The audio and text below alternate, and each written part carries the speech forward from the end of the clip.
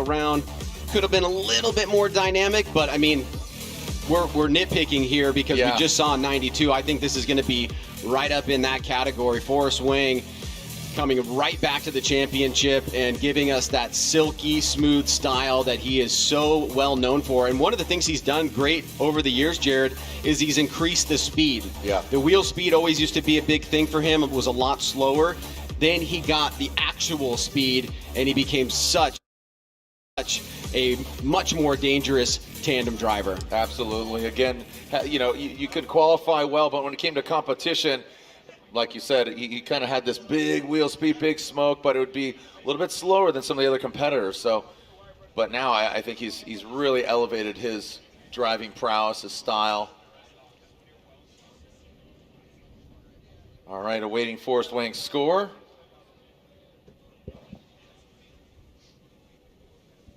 And next up, we'll be seeing another newcomer here, Diego Higa.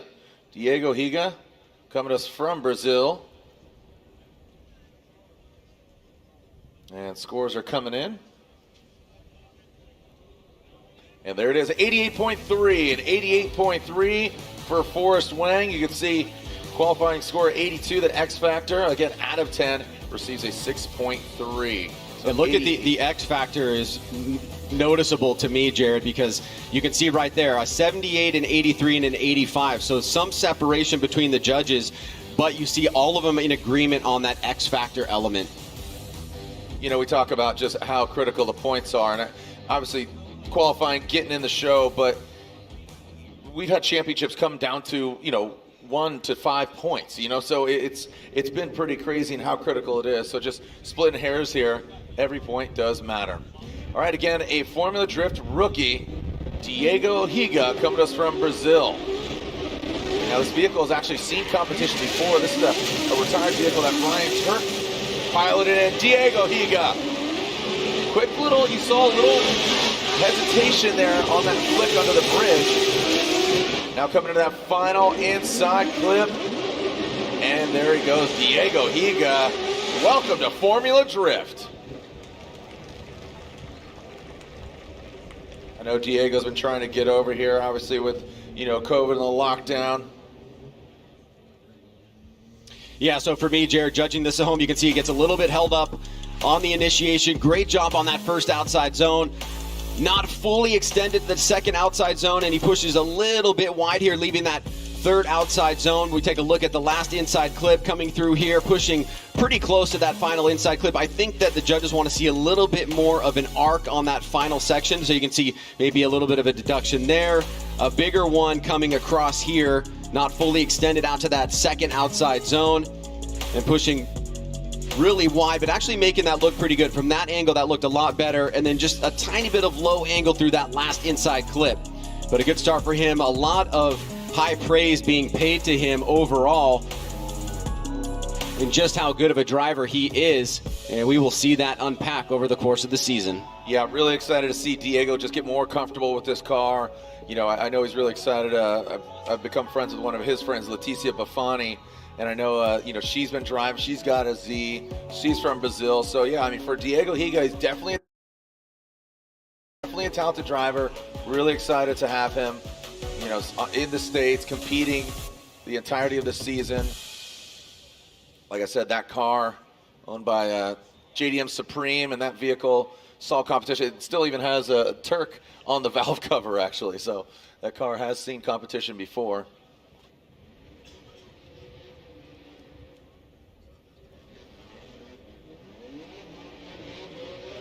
FD20, hashtag FDLB. Let everybody know you're watching, like my man Brian Cass in Jersey.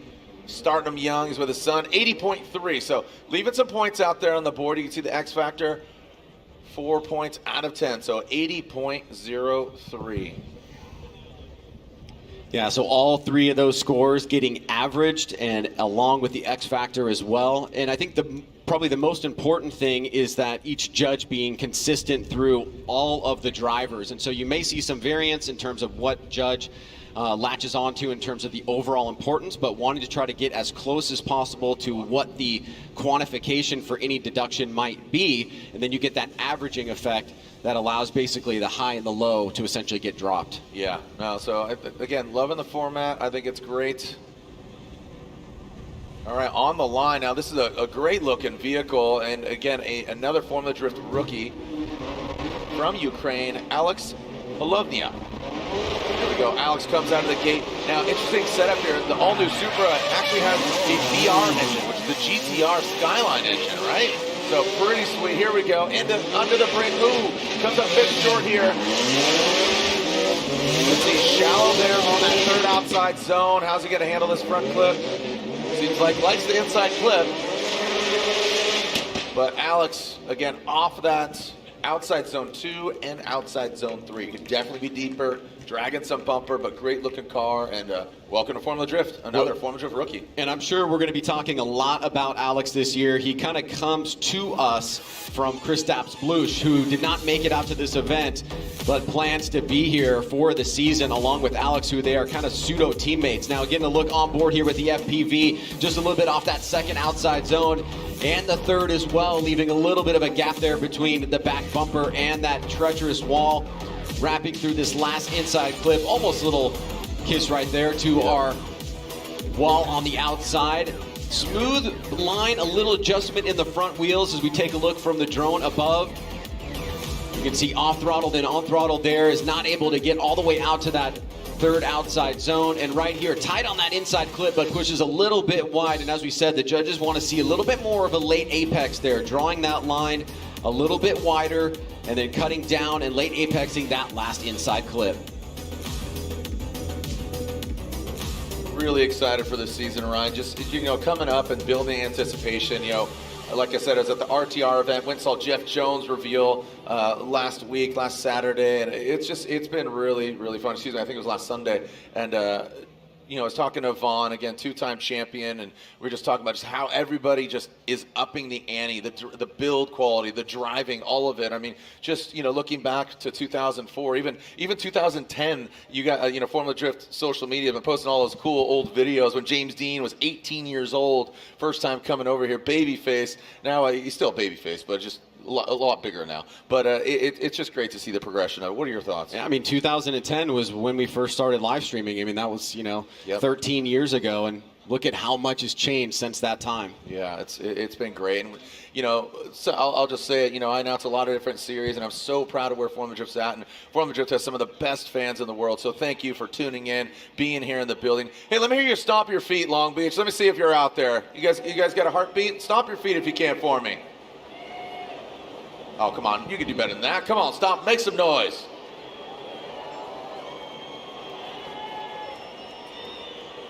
All right, I can feel a little earthquake going down. All right, so waiting for Alex's score. Again, the qualifying, compared to last year, we'd start with, basically the highest points leader, right? So obviously this being round 1, we default to the season standings from last year. But now we're going in reverse. So we actually start from the rookies and go to our top. So obviously with Frederick Osbo being the champion, he will be the final driver to qualify of our first runs. Remember, we'll take the top 24 are locked in, then the remaining spots are filled with the remaining drivers and spots. All right, so there we are. We're looking at Alex Holovnia, 78.33. 78.33. So what's the holdup, just so I can...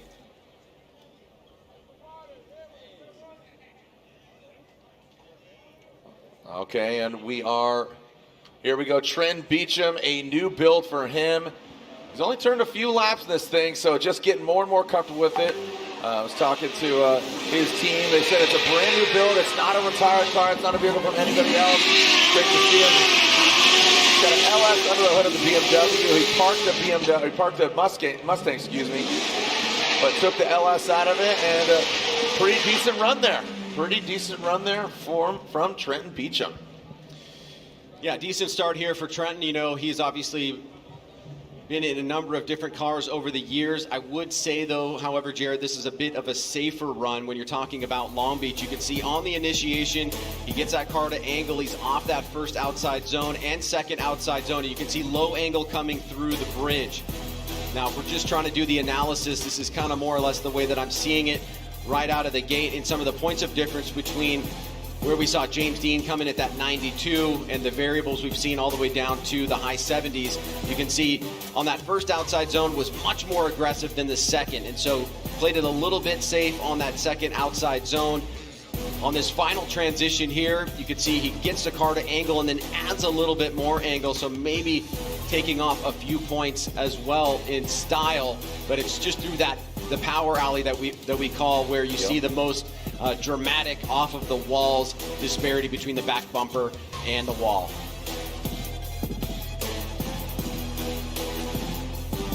Trent Beecham waiting for his score, getting allotted here.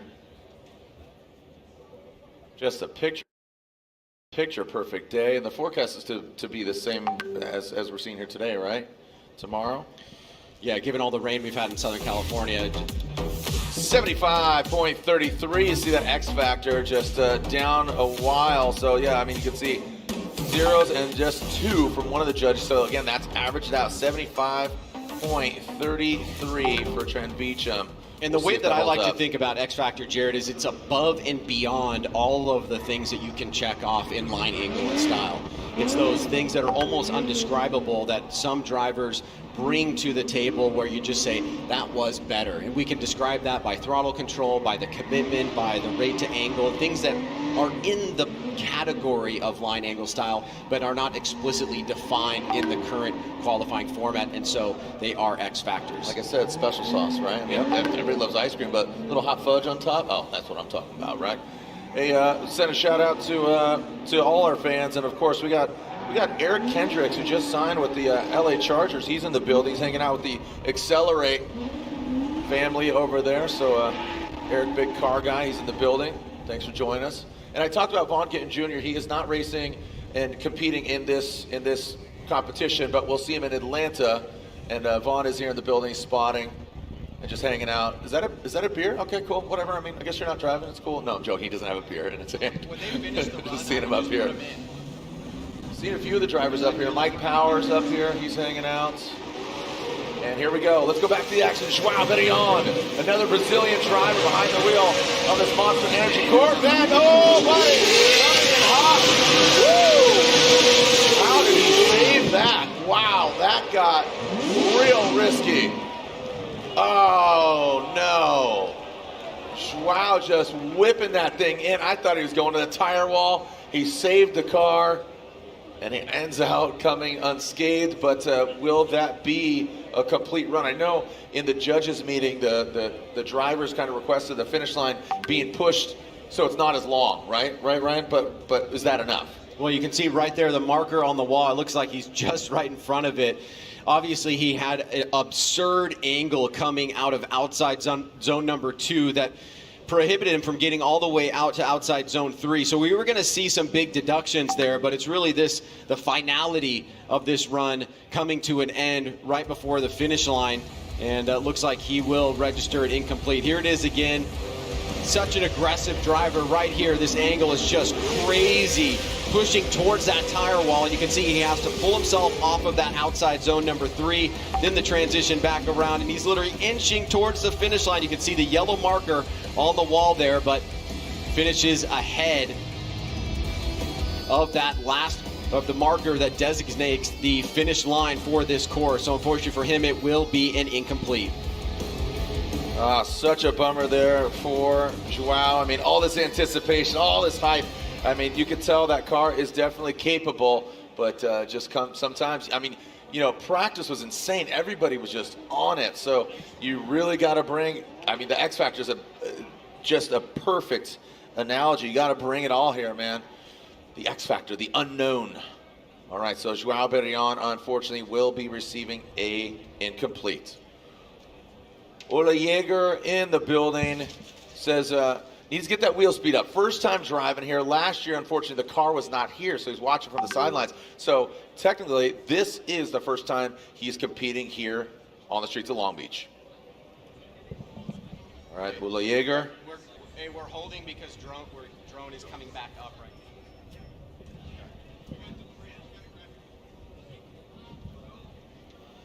now. Okay, you see See the scores ticking by up there. Again, a few incompletes. Joao Berrion talking about Thorne.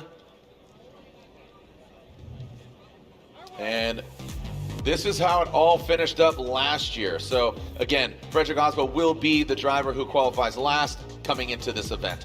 So Freddie comes out on top. Matt Field, if you can recall, I choose to forget it. Irwindale last year, wacky, wet, wild, insane. You know, Matt Field had bad luck, went into that initiation and got wound up. So really unfortunate. But you know what, Stokes? Frederick Osbo. Ryan Turk finished up third in the championship, Denofa fourth, and Chris Forsberg finishing up fifth. That all-new Z. Mr. Jaeger leaving that start line, that Japan Auto. And here we go. Did hit the cone, but again, it just being qualified will not be a restart, obviously. Here we go. Mr. Jaeger trying to get that wheel speed up on the Kendas. Looks like he's playing a little bit of a safe line here, and this I say that he brings it all the way out. Nice fluid transition in that third outer zone, and really tight to that inside clip. Look at that, just kind of weeble wobble in that last inside clip. Decent, you know, I really liked what he did and how he executed the third outside zone, but walk us through what you saw, Ryan. Yeah, I mean, clearly, you know, the intimidation factor of this course plays a huge role. It was a bit safe here on that first and second outside zone. You can see leaving about maybe 6 feet on both of those. A little bit closer on outside zone 2, 3. Crushing job there. Great job coming back, regaining some of those line points. Nice and smooth right here through this finish line. A tiny little adjustment. Let's take a look at it here again from the drone, the overhead. You can see lower angle and not pushing all the way out to those first and second outside zones. Good throttle control through there. You can see he's having that, he's modulating the vehicle to get it where he wants it to go. And just a tiny bit tight. Should have been a little bit later on that last inside clip, but obviously the big areas, Jared, are that first and second outside zone. A lot of chatter going on right now. It's pretty awesome just seeing all the fans tuning in. Taking a look from the drone view. And I just mentioned Leticia Bafani. She's actually she was watching her dude Diego Higa compete. She'll be here in the building tomorrow. So again, hashtag FDLB. Let us know you're watching. Let your friends know. Tune in for our live qualifying going down. Scores coming in for the Japan Auto Toyota Supra.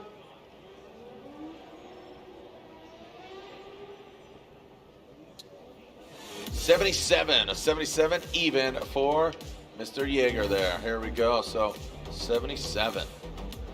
A lot of driving, a lot of judging. And this gentleman, unfortunately, no, that is not Darren Kelly. Darren Kelly is out. So Darren Kelly was to pull the line. I just found out Darren Kelly is out. Next, it is Kyle Mohan. So very unfortunate for Darren Kelly. Come to us, you know, the heart of racing, coming to us from New Zealand. That Aston Martin, very unique vehicle. Unfortunately, unable to pull to the line. We'll see if he can make that second run or if he's completely out. We'll find out and get the update. There's Kyle Mohan, this gentleman from right down the street. Excited to see how this renewable lubricants, Mazda RX-8, the flex fuel. Yeah, getting out there. That Mazda trick, the low road. Ooh, taps that back right corner. Hard. Oh, and there we go. That back right, front right. Ow. Nah, oh, tire is off. Ah, what a bummer for Kyle the Menace Mohan. Make sure he's okay.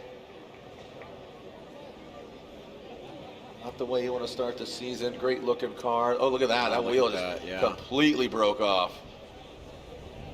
Really tough hit there for Kyle. You could kind of start to see that building up a little bit. He got a pretty good start, had a decent initiation, slightly stepped, but he did get out to that first outside zone. And then things started going downhill on the second outside zone. Let's take a look if we can get close and on board with him. Pretty good through this section, and then right here, it's just too close. Taps it, front end starts washing out, then he's pushing. He's off throttle there, trying to save it. Hits the wall. And right there, you can see the angle coming down. He's off throttle here, trying to get the car where he wants it to go, but unfortunately, the wall was standing in the way. There's that little initiation, what the judges call a stepped initiation, where you go 1, 2. Great job on the wall, outside zone 1. And then that tap right here just brings into the mix a bunch of different things that were too hard for Kyle to overcome. Gets into the wall, loses the wheel, and unfortunately, he will have an incomplete on run number 1. Yeah, a lot of insult to injury here. Hey, round of applause for Kyle Mohan. He's out here putting in his time. Again, shout out to all the fans watching. Shout out to T-Bone, Tyson Bravo. How we doing, buddy? See you soon, kiddo.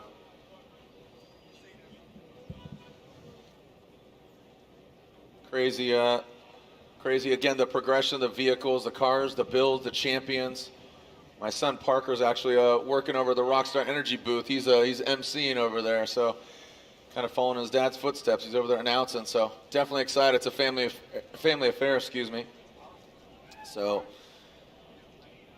all right, we'll see if Kyle can get it back together. We'll see if Kyle can get it back together and complete his second qualifying run. That's the only way he's going to find his way into the top 32 for tomorrow's game day. We'll clean up the track and get Kyle off course, and we'll continue the action. Next up, Federico Sharifo. When we come back? No? Oh, well, no, he's not here. Okay, well,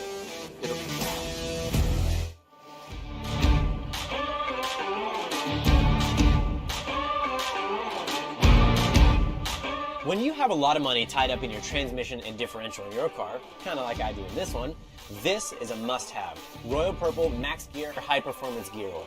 Even under severe squeeze film conditions caused by sudden shock, extreme high loads, or low RPMs, Max Gear helps reduce bearing wear. I am pretty sure we put this to the test more than anybody else. Slippery, synthetic, and complete with Centerlick technology, Max Gear reduces wear and friction, which allows your gears to run smoother, quieter, cooler, and longer. Drift tested and ready for your gears. Royal Purple Max Gear.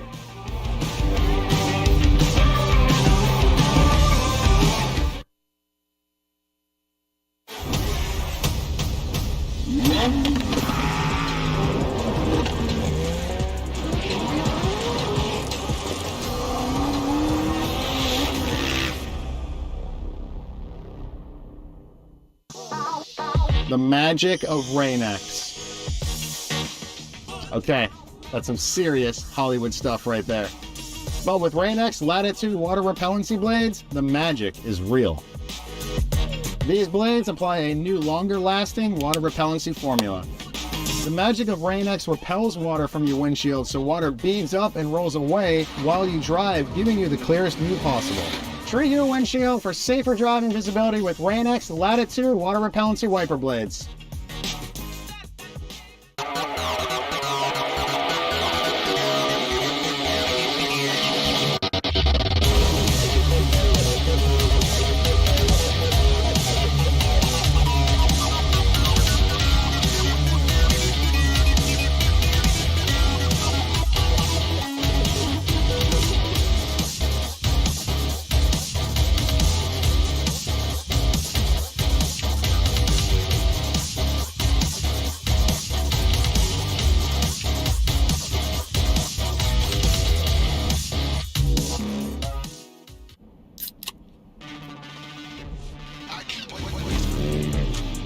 Rockstar Energy gets me energized so I can go out and send it. Hustle on.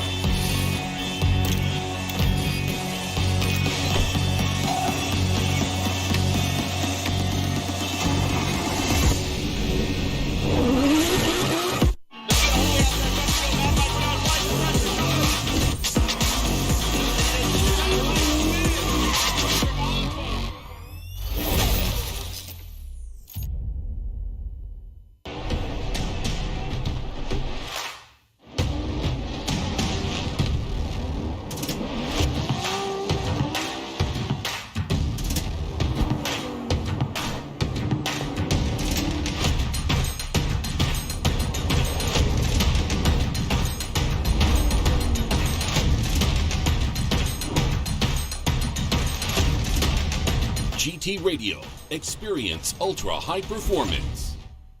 For 30 Formula Drift teams, our professional Tire Stacks crew will mount over 1,000 tires during a weekend to keep our drivers on track, competing at the highest level. TireStacks.com, the official tire service of Formula Drift.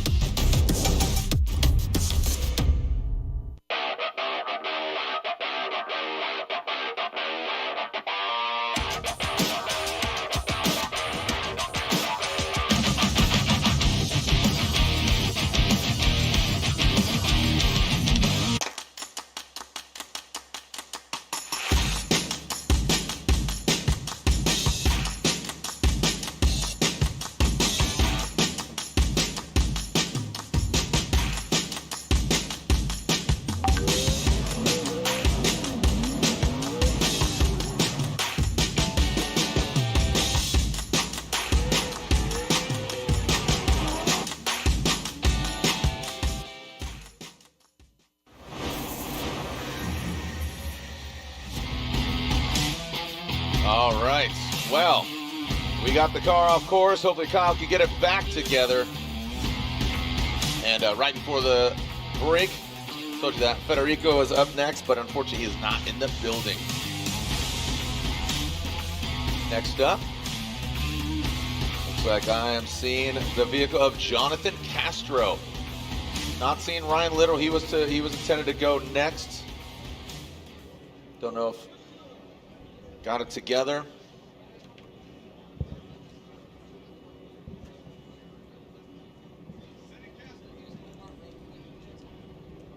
All right, so just going to update. I guess Literal is not here, so unfortunately he will not run. Here goes Jonathan Castro, known as from Dominican Republic.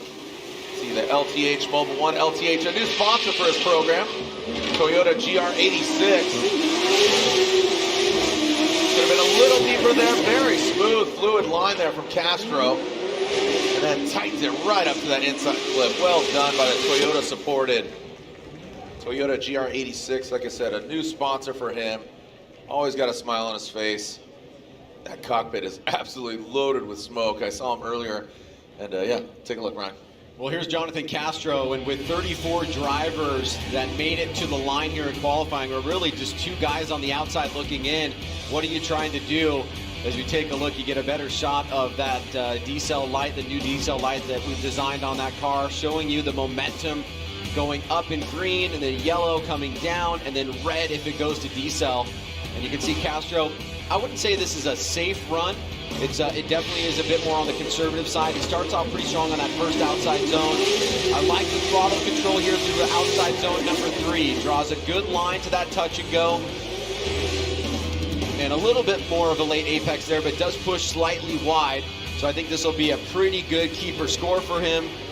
We do know that there's going to be some drivers that in that bottom 8 are really going to have to push it with those incompletes, but one of them is not Jonathan Castro as he lays down a scoreable run. I don't know if you heard me. I actually chuckled a little bit because you're like, no, it's kind of a safe run. I mean, I'm not saying it's not, but we started things off with that banger James Dean run Forrest Wang. So yeah, by comparison, everything's going to be judged against that. It is weird though, because usually when we haven't gone reverse order for years, right. And now that we are, you wouldn't typically see a Forrest Wang and James Dean at the beginning. That would be with the old school, right. Last year's, kind of situation. But it's interesting because now we're going to have those guys sitting there for who knows how long, and then we'll get